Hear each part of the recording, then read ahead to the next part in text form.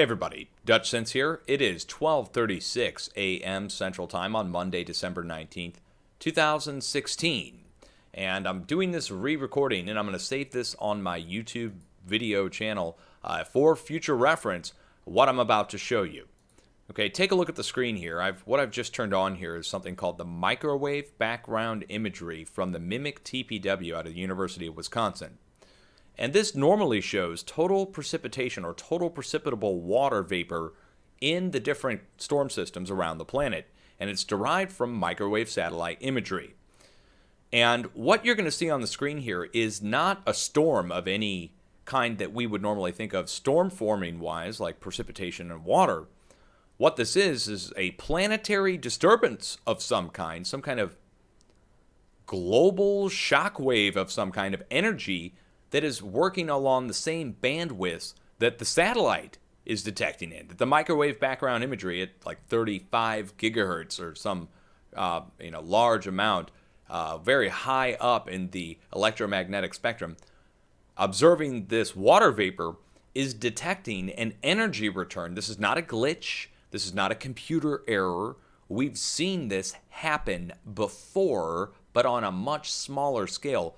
And when I say smaller scale, I shouldn't say it's too small. We've seen this happen before with X-class solar flares, but nothing like what you're seeing on the screen here now. And let me just show you guys really quick, okay? So we're over here, and let me take you over and show you something from my website, okay? Now, keep in mind, we're looking at the MIMIC TPW right now. I'm going to open up a new screen. And you guys are welcome to search it this way as well. Search MIMIC TPW Dutch Sense Solar. And what you're going to find is a few posts that I put out over the past few years where when a solar flare is happening, a Earth-directed X solar flare, for instance, that hits Earth takes like 2 to 3 days to actually emit those charged particles, and then they come to Earth. It takes a couple days to get here. When the charged particles arrive, what you're going to see on the screen here, and hopefully you guys can hear me and see me here. Okay, see this? Okay, the wave of energy hits. That's the X-class flare taking 2 days to arrive on the planet. There it is, zap. Then we start to have what's called missing data, which is a white area that'll show up. The reason we even use this system to begin with was back when we were doing HAARP research and radio frequency research, specifically in the microwave bands, that we were using this to observe man-made systems such as radar systems, high-powered ship systems that are out in the oceans, observing those using this system unintentionally. It's not an intentional use for it. The only reason it shows up, it's interferometry, it's interfering. There is a microwave signal on the same bandwidth emitted by the sun when the solar flare occurs. The charged particles hit the atmosphere, cause a reflection on the same bandwidth, and that's what causes this. And this was back from 2015, just one example. Okay? But we get over and take a look at the microwave background imagery for today, and you saw the X-class flare. This is so much bigger, so much more powerful. So it's way more powerful than an X-class flare hitting the Earth. And the reason it's taking this S shape across the Earth isn't because it's S shape. It's actually going around the whole planet at once within an hour or two of each other. This reverberation happened last night going up to 3 hours ago, and it probably is still going on right now. And you can see the wave shape that it's taking as it's going across the whole planet. Both sides of the planet are being hit at the same time, letting you know it's affecting the whole planet. And the amount of energy on this, I mean, I want you to think about this.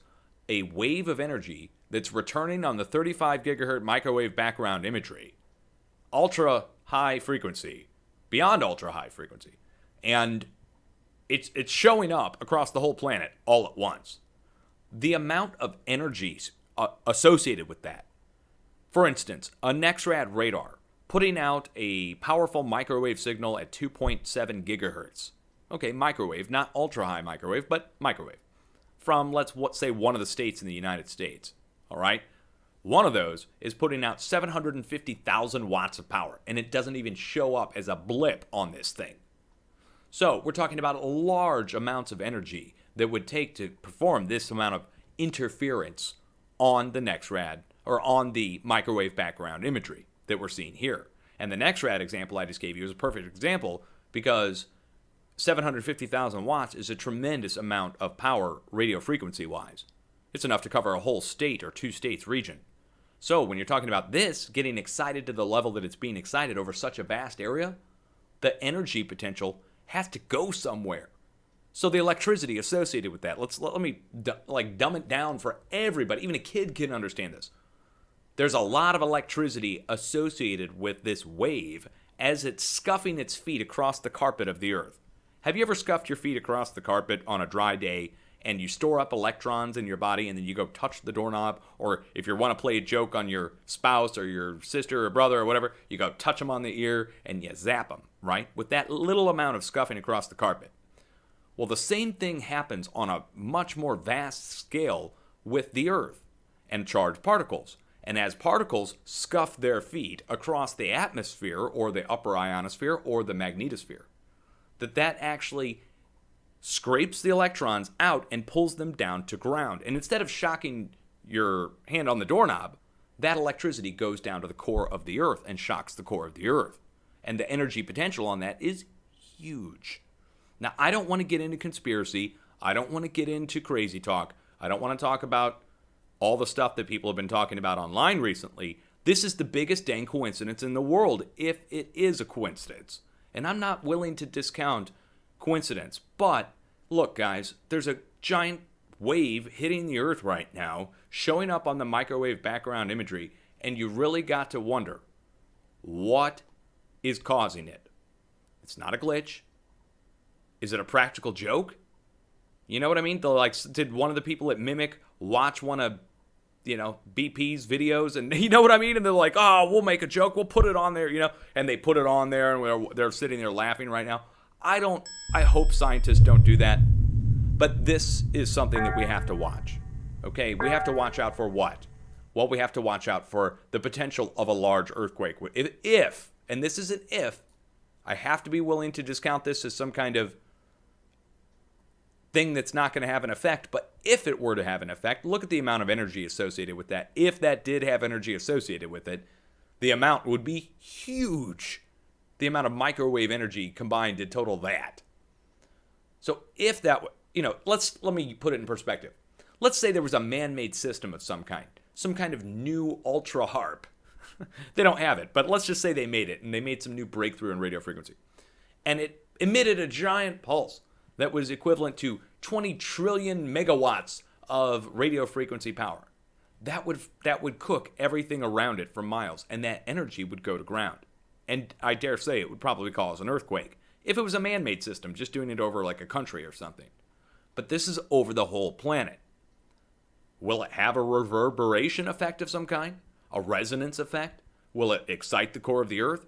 I don't know. This is all new. I've never seen anything like it before. In 7 years of watching, I've seen all kinds of stuff on the Mimic. All kinds of stuff. Never seen anything like this before.